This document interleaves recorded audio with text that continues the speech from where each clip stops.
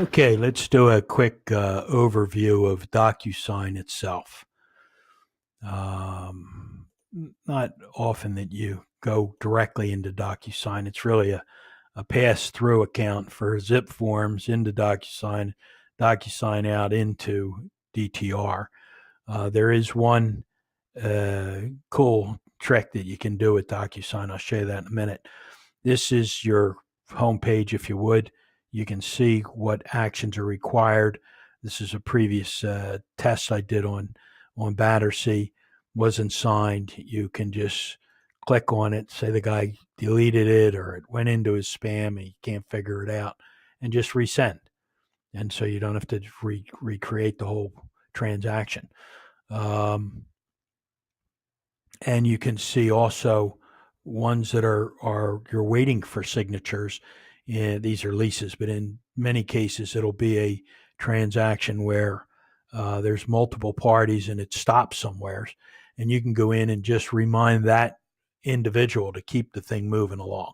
So real user friendly, all of it.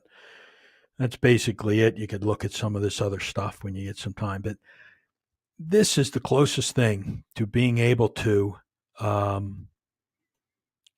type a document.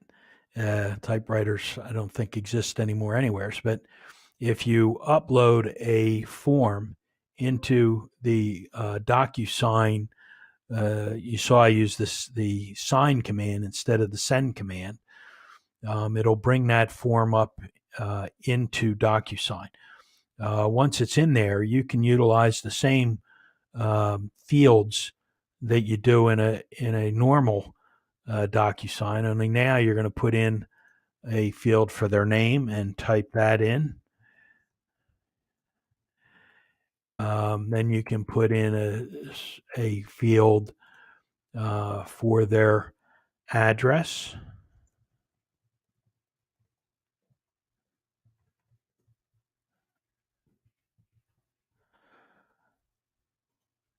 And if you have their socials, you could put it in just so they're not confused. You know it's an individual you're sending it to.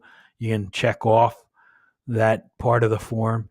For all intents and purposes, you're typing a form.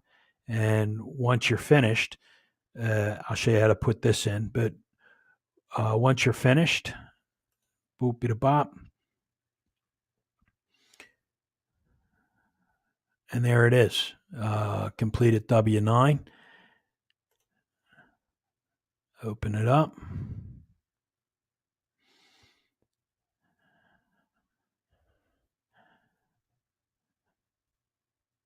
And I think you can, you can't.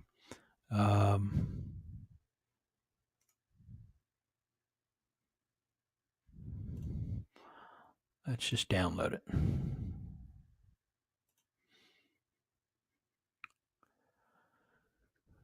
Download the form, and once you have that downloaded, let's just drop that over on the desktop. It's replacing the one that was there that was incomplete. Okay, let's go home. Now, let's say you're going to send that completed form to a client. You're going to go in and you're going to go to send a document, upload the completed form.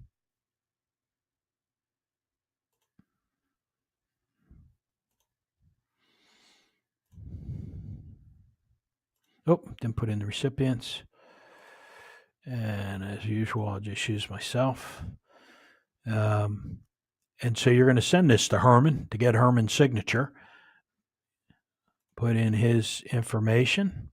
It should all look pretty familiar. Up it comes. It's completed, as you can see. The proper box checked off. And you can then